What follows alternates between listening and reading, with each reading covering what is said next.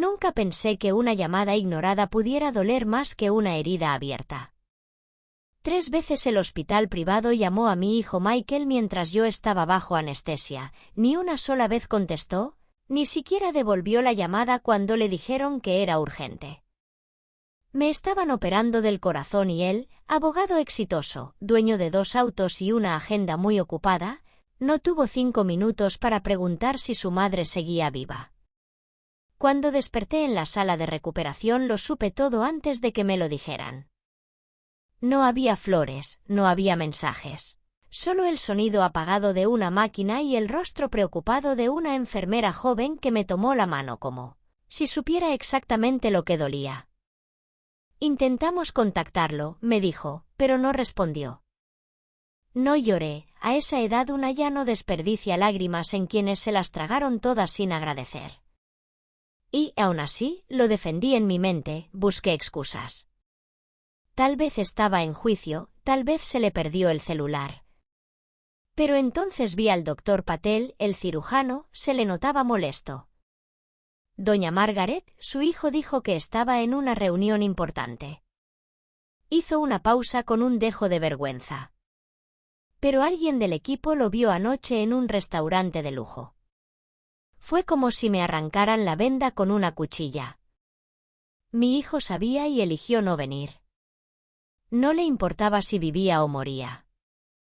Me bastó ese momento para entender que ya no era su madre, era un gasto imprevisto con nombre y apellido. Un día antes de la cirugía Michael me había dicho: por si acaso, mamá, deberíamos facilitarme acceso a tu cuenta, solo temporalmente. Y yo, confiada, le firmé el poder bancario sin preguntar, porque así somos las madres. Damos incluso cuando nos sangran las manos. Lo más cruel fue que no pidió explicaciones ni al hospital ni a mí. Cuando finalmente lo llamaron por 3ª vez, contestó con voz seca: no me llamen más por temas menores, estoy ocupado. Temas menores, pensé mientras me giraba en la cama, sintiendo como la costura del pijama hospitalario me cortaba la espalda, no por el roce sino por la rabia contenida. Fue entonces cuando decidí que este abandono no quedaría impune. No con gritos, no con amenazas, lo haría con silencio, con una pluma y con un testamento. Porque si él pensaba que su madre era solo una carga, iba a descubrir lo pesado que puede ser el precio de traicionar a alguien que lo dio todo. ¿Saben qué fue lo primero que hice? Cuando pude sentarme sola en esa habitación, toqué el relicario que llevo siempre colgado, ese que guarda una foto mía de joven con mi uniforme de enfermera, y el número de cuenta que nunca le mencioné a nadie. Michael cree que tiene el control, pero aún no sabe que la verdadera herencia no está en lo que se ve, sino en lo que se calla. De joven yo no dormía. Soñaba despierta mientras fregaba suéteres con agua tibia y le preparaba arroz con huevo en los días en que no alcanzaba para más. A Michael nunca le faltó su merienda en la lonchera ni su abrigo cuando nevaba. Yo me aseguré de eso, aunque tuviera que caminar 10 cuadras al hospital con las medias rotas y los zapatos remendados con cinta adhesiva, por dentro. ¿Te duele la espalda, mamá? Es de estar mucho sentada en el escritorio, mijo, me decía él. Le mentía mientras me masajeaba en secreto la cintura después de 14 horas de pie en el turno de noche. Yo era enfermera en el ala de geriatría, un trabajo que nadie quería, pero yo lo hacía con orgullo. Me sabía los nombres de cada paciente, sus medicamentos e incluso la historia de cómo se enamoraron. Me dejaban dulces en el cajón y me decían: usted debería ser doctora, Margaret. ¿Y saben qué hacía yo con ese orgullo? Lo guardaba en una cajita invisible, justo al lado del cuaderno donde anotaba cada centavo que ahorraba para la universidad de Michael. Mi esposo murió cuando él apenas tenía 10 años, me vi sola, sin seguro, con la renta atrasada y un niño que preguntaba por qué su papá ya no volvía. No me quebré, no podía darme ese lujo. Me ofrecí para cubrir turnos dobles. Lavaba uniformes a mano en la bañera porque no alcanzaba para la lavandería. Vendí mi anillo de compromiso para pagarle un campamento escolar y cuando él quiso estudiar derecho, vendía empanadas caseras los domingos en la iglesia para comprarle libros. Nunca me escucharon quejarme. Una vez me resbalé en el hospital y me fisuré una costilla, lo oculté, porque tenía que cuidar a los demás. ¿Cómo iba a pedir ayuda si la ayuda era yo? Recuerdo una Navidad en la que no teníamos para árbol, le hice uno con ramas secas y lo decoramos con botones, retazos de tela y luz de linterna. Michael me abrazó y dijo que era la mejor mamá del mundo. Esa frase la guardé como un talismán por décadas, ahora me doy cuenta de que fue lo último verdadero que dijo, porque después de que se graduó todo cambió. Ya no era mamá, ¿cómo está?, sino mamá, ¿puedes ayudarme con esto, mamá? Préstame para lo otro. Y yo seguía ahí, porque si tú no estás para tu hijo, ¿entonces para quién? Aún así, cuando más necesité una sola muestra de aquel cariño devuelto, él eligió no aparecer. Lo que él no sabe es que cada sacrificio que hice fue también una inversión, no solo en él, sino en mi propia fuerza. Porque cuando uno da tanto, algún día también puede elegir dejar de dar. Y yo ya empecé a elegir. Desperté con la garganta seca, la luz blanca filtrándose entre mis párpados y el zumbido constante de la máquina de monitor cardíaco marcando el compás de mi nueva realidad. No había flores, ni una tarjeta, ni el eco de una voz familiar diciendo: «Mamá, ¿estás bien? ¿Ya pasó nada?». Solo la enfermera Rachel, de ojos dulces y manos firmes, se acercó con una jarra de agua. «¿Quiere sentarse un poco, Margaret?». Asentí. El movimiento lento me hizo notar la fragilidad del cuerpo, pero lo que más pesaba no era eso, era el silencio, esa ausencia cargada que se siente como una habitación llena de nada. Durante años cuidé a pacientes que despertaban así, sin visitas, sin familia. Yo les traía té, les hablaba de mis flores, de lavanda, les inventaba anécdotas para no verlos llorar. Y ahora era yo la paciente olvidada. En la bandeja había un sobre con mi nombre, pensé que sería de Michael, pero no, era del seguro médico, con instrucciones formales e impersonales, como si hasta el papel supiera que nadie vendría por mí. Rachel se quedó un momento más conmigo, no dijo nada, a veces eso es lo mejor, pero sus ojos lo dijeron todo. No era la primera madre que veía despertar sola, ni sería la última. Más tarde pasó el doctor Patel. Me explicó con calma que la operación había sido un éxito y que mi recuperación sería lenta pero favorable. Lo escuché claro, pero mi mente seguía repitiendo la misma pregunta. ¿Y si no despertaba? ¿Se habría molestado en venir al funeral? No podía evitarlo. Mi cabeza buscaba explicaciones, tal vez tenía miedo, tal vez no sabía cómo enfrentarme, postrada tan lejos de la imagen de fortaleza que siempre proyecté. Pero luego recordaba, no había miedo, solo indiferencia. Lo supe cuando vi su última transferencia en mi cuenta, exacta al céntimo del monto que él me debía del mes pasado. Ni $1 más, ni un recupérate pronto en el concepto de la transacción, frío, calculado, como si ya hubiera hecho suficiente. Me quedé mirando la pared durante horas y acaricié mi relicario, ese que guarda la foto de cuando él tenía 6 años disfrazado de superhéroe. ¿Dónde había quedado ese niño? Y, más importante, ¿dónde quedé yo? Esa noche, entre el olor a desinfectante y el pitido del monitor, lo entendí, el poder que le firmé no era para cuidarme, era para borrarme legalmente si estorbaba. No me lo dijo con palabras, pero lo firmé con mi confianza. Y ahora eso se acabó. Fue un martes, creo, de esos días grises donde el cielo parece no decidirse entre llover o mentir. Michael vino a verme, llevaba el ceño fruncido y las manos en los bolsillos del abrigo caro que nunca mencionaba, pero yo sabía bien cuánto costaba. «Mamá, necesito un favor». Yo, sin preguntar, me enderecé en el sofá. «Dime, hijo». Me habló de un proyecto, un cliente grande, una oportunidad única que requería una inversión inicial. Solo necesito $10,000, dijo sin rodeos. Es temporal, en cuanto firme el contrato te lo devuelvo. 10,000 no era poca cosa, pero tampoco era la primera vez que me pedía ayuda. Ya había hipotecado mi retiro clandestinamente, cubriendo cuotas y préstamos en su nombre.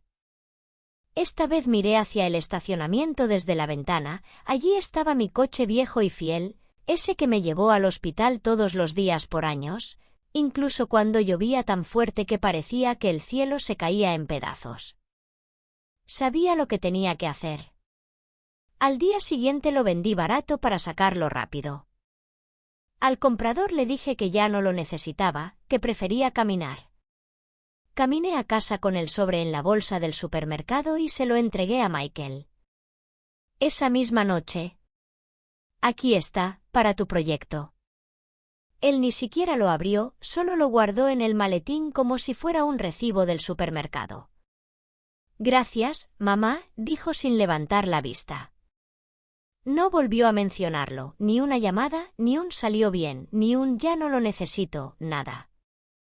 Lo supe semanas después. Por una amiga del hospital lo vieron cenando con sus socios en un restaurante de esos donde una copa de vino cuesta lo mismo que la pensión de una semana.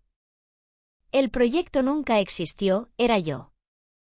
Yo era el proyecto, un fondo de emergencia con nombre y apellido, una billetera con voz dulce, un cajero automático al que le dicen te quiero después de cada retiro.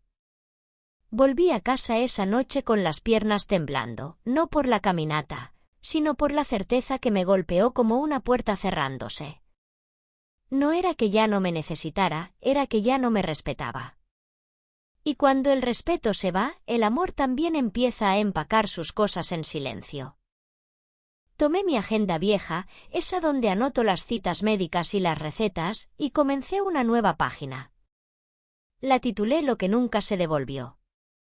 Primero apunté el coche, luego los domingos de descanso que nunca tuve, después los abrazos vacíos con aroma a chantaje emocional, al final escribí con letras grandes. Mi dignidad en pausa hasta nuevo aviso. Era de noche cuando lo escuché, una conversación a media voz entre el doctor Patel y una de las enfermeras, justo en el pasillo, creyendo que yo dormía. El hijo de la señora Margaret nada dijo, que estaba en una reunión importante otra vez. Sí, pero lo etiquetaron anoche en Instagram, estaba en la Belmemason, cena para dos, vino francés, risotto de trufa, todo el menú de lujo. La enfermera chasqueó la lengua, molesta, y luego dijo. Y luego dicen que son ocupados. No ocupados. Ocupados de sí mismos. Sentí como la vergüenza subía por mi cuello hasta la cara. No era por ellos, era por mí, por seguir excusando lo inexcusable mientras yo despertaba sola de una cirugía cardíaca. Él brindaba con vino importado, quizá hasta levantó su copa para celebrar mi supervivencia o mi desaparición. Ese restaurante lo conocía, lo había visto en la televisión. Tenía paredes de mármol blanco y lámparas de cristal, un lugar donde nadie se atrevía a hablar de padres ancianos o cuentas por pagar, solo de inversiones, golf y destinos exóticos. Pensé en el poder bancario que le había firmado, en el coche que vendí, en las horas sin sueño que aún no pagaban su deuda. Y entendí algo que me cambió para siempre, él no se olvidó de mí, él eligió ignorarme. Yo no era una madre para él, era un estorbo con corazón débil, una firma útil, un silencio asegurado. ¿Y saben qué fue lo peor? Ni siquiera se molestó en ocultarlo. Porque cuando alguien cree que tiene el control total sobre ti, se permite ser descarado. Esa noche Rachel me trajo un té de jengibre.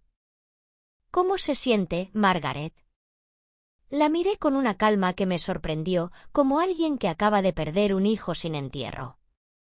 Ella no preguntó más, solo me cubrió bien con la manta y me dejó la lámpara encendida.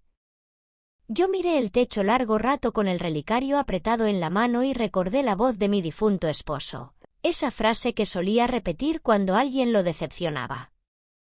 Quien no viene en tu peor momento no merece tu mejor día. Esa noche dormí con el ceño relajado porque entendí que no necesitaba gritar, ni llorar, ni hacer escándalo. Solo necesitaba escribir el capítulo final y lo escribiría con tinta legal.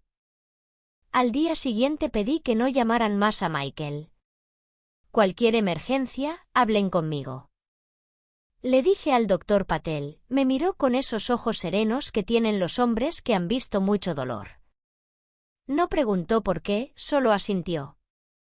Era la primera vez que tomaba una decisión sin considerar cómo afectaría a mi hijo.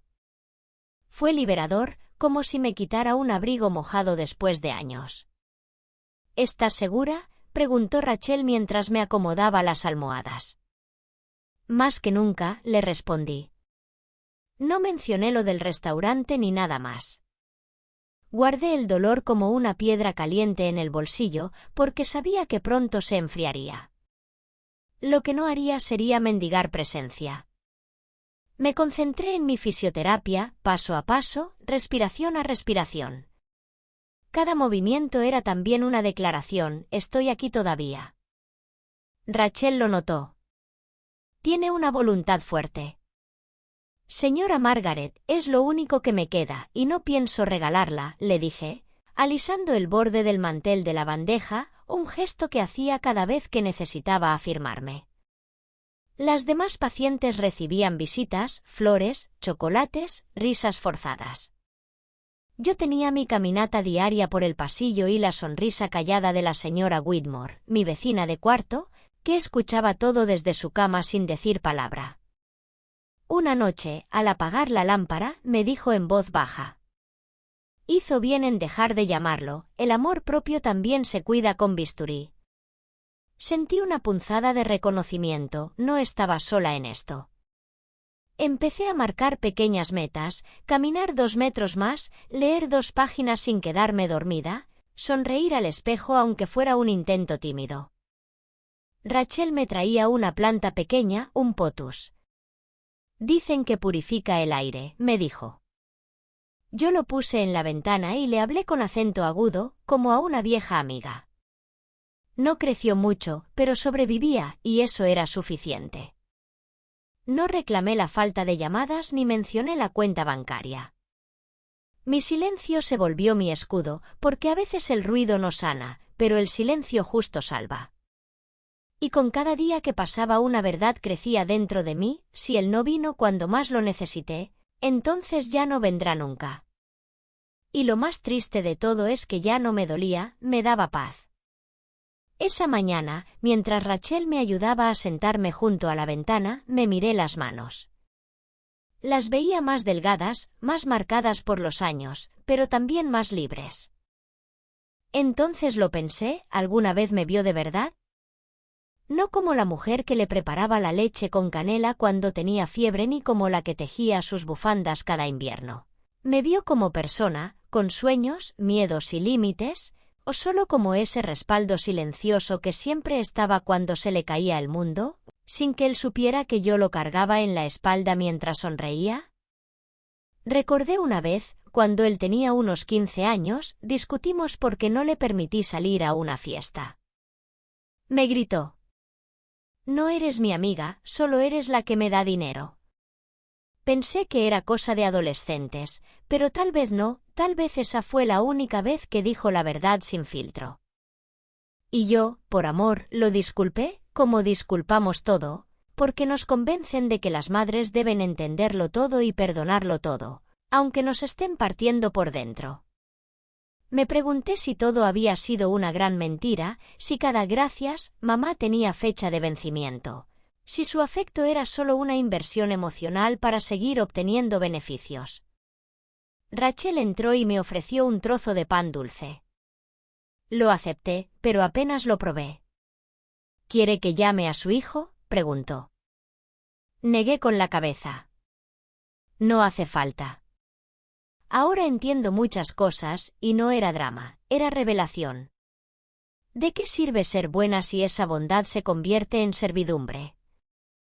¿De qué sirve darlo todo si luego usan ese todo como razón para exigir más? Miré el relicario colgado de mi cuello, dentro, mi foto como enfermera joven con la cofia blanca, la espalda recta y una sonrisa esperanzada.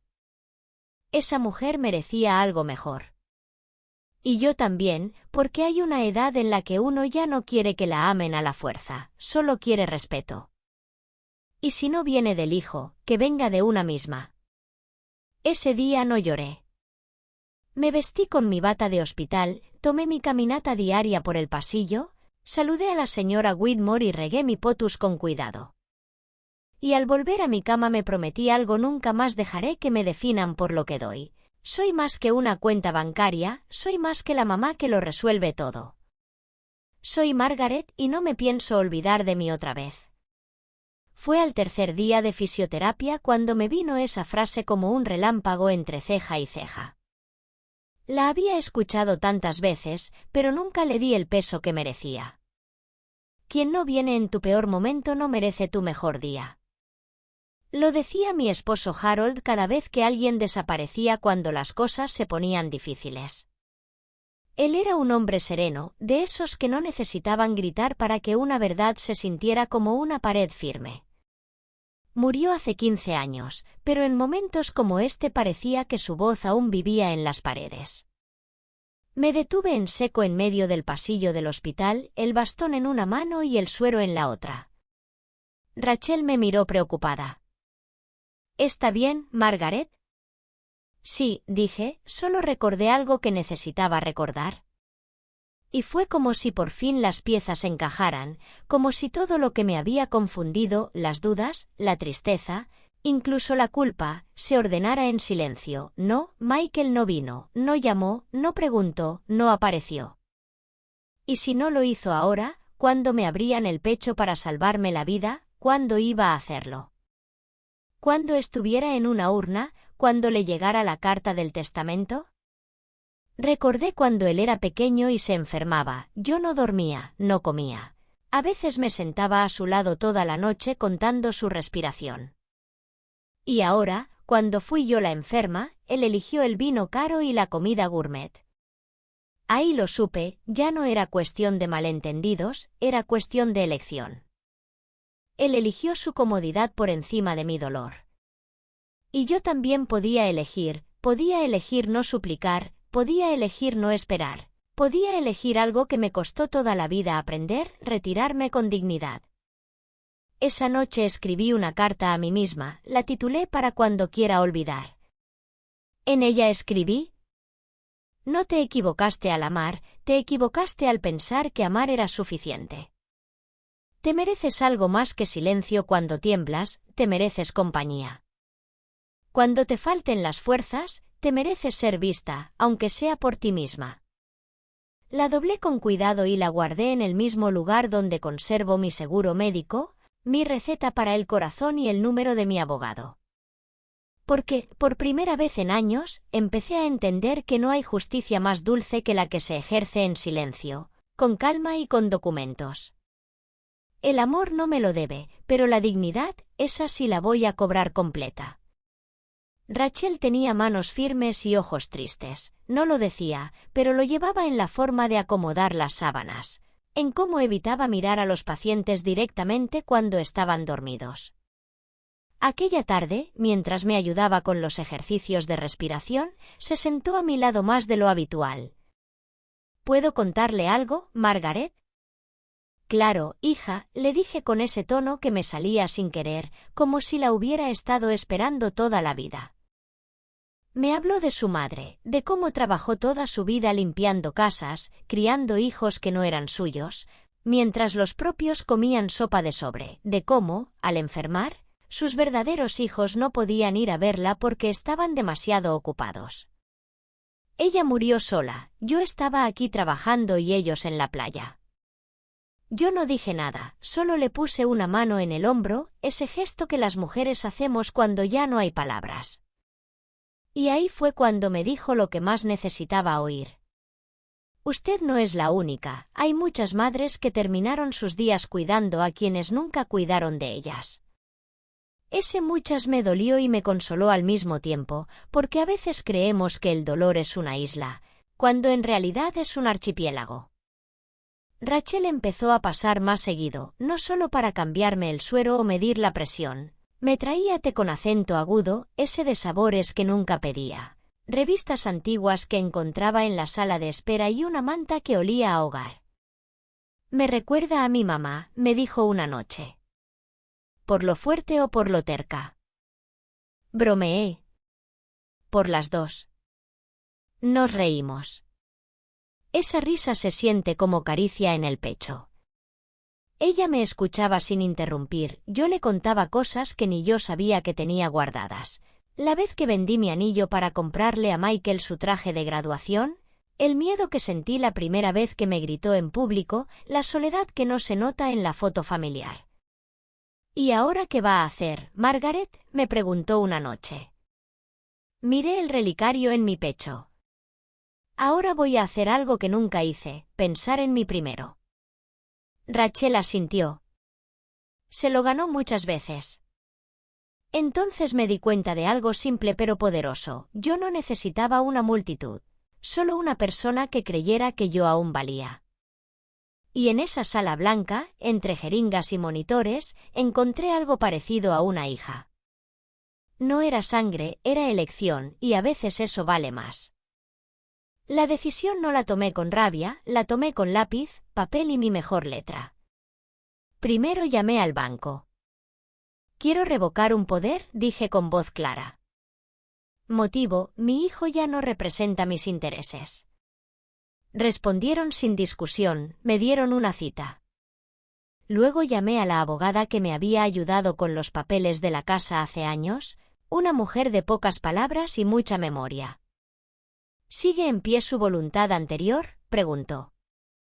«No», respondí, «vamos a escribir una nueva desde cero». La conversación duró menos de 20 minutos, pero cada palabra era un ladrillo nuevo en la casa que iba a construir sin él. Cambiar el testamento fue más fácil de lo que imaginé, no tenía tantas posesiones, pero lo que tenía había sido ganado con el lomo y las lágrimas.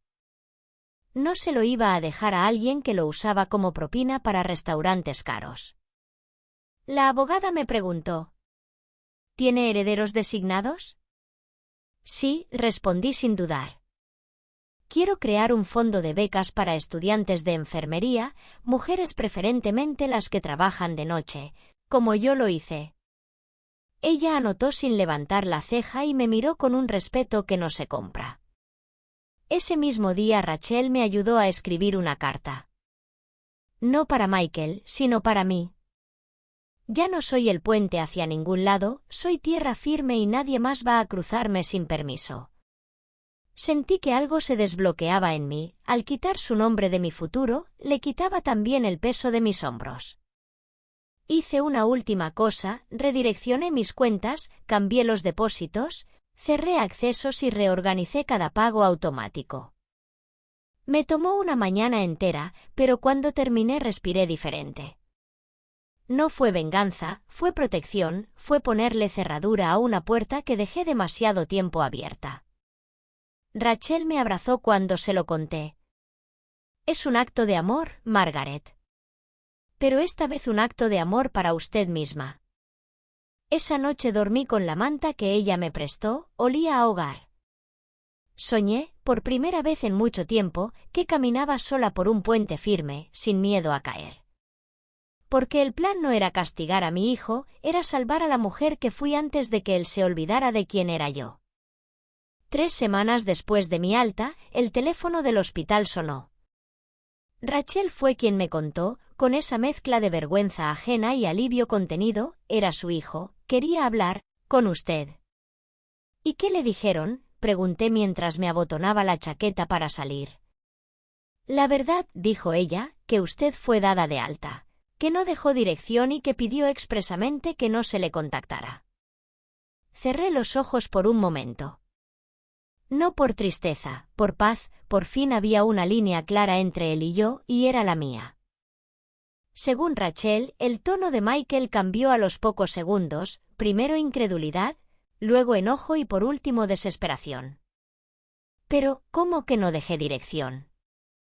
Soy su hijo, tengo derecho a saber dónde está. El eco de su grito se sintió por todo el pasillo y, sin embargo, por primera vez no me afectó. Él había tenido todo el derecho del mundo a estar presente y eligió no hacerlo. Ahora no había respuestas, ni explicaciones, ni más cuentas por pagar. Yo ya no era su responsabilidad, ni su cajero automático, ni su excusa. Al parecer lo que realmente lo alteró no fue mi desaparición, fue la noticia del banco, el poder revocado, el acceso cancelado, la puerta cerrada. Rachel me lo contó entre susurros, como quien comparte una victoria privada. ¿Y sabe qué más, Margaret?, preguntó. ¿Si usted había dejado alguna nota, algún número, algo? No, le dije. ¿Seguro? No, confieso que sí dejé algo. ¿Qué?, preguntó ella. Mi silencio, respondí. Y créame, fue más ruidoso que cualquier reclamo. Esa tarde fui a caminar por el parque. Hacía frío, pero me llevé mi manta y mi relicario. Me senté en una banca y observé a las madres con sus hijos pequeños, algunas agotadas, otras radiantes, pero todas presentes. Y yo solo pensaba: ojalá nunca tengan que aprender lo que yo aprendí tan tarde, que darlo todo no garantiza que te devuelvan algo, que criar no siempre significa cosechar gratitud y que el amor, cuando se da sin límites, se vuelve invisible. Michael probablemente se sintió traicionado y sí, lo traicioné la idea de seguir siendo su muleta, su seguro, su red. Porque esa Margaret ya no existe, murió en esa sala de recuperación. En su lugar quedó otra mujer, una que no le debe nada a nadie y que, por fin, se pertenece a sí misma. El teléfono sonó una tarde cualquiera. Yo estaba doblando la manta de Rachel, lista para devolverla, cuando vi ese número que conocía de memoria. Michael no lo había bloqueado.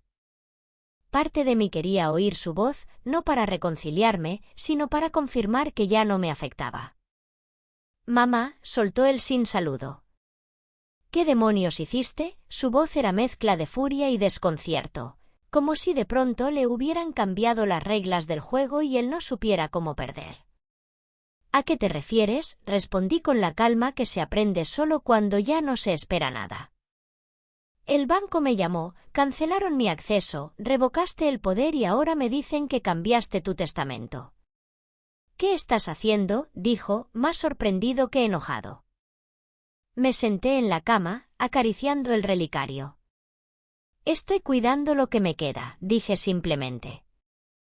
Ni siquiera fuiste capaz de avisarme, protestó él. No tenías derecho, respondí. ¿Cómo que no? Soy tu hijo. No contestaste cuando más te necesité, ahora haz lo mismo, silencio. Pude oír su respiración al otro lado, densa e irregular, como si mi respuesta le cayera fría en la cara. Pero no grité, no lloré, no pedí comprensión, solo le devolví el reflejo de su propio abandono. ¿De verdad vas a hacer esto, mamá?, murmuró él, casi con voz infantil. Sí, dije, y colgué sin dramatismo, sin temblores, como quien cierra la puerta de un cuarto que estuvo demasiado tiempo abierto. Minutos después Rachel entró. Me encontró sentada con la mirada serena. ¿Todo bien?, preguntó.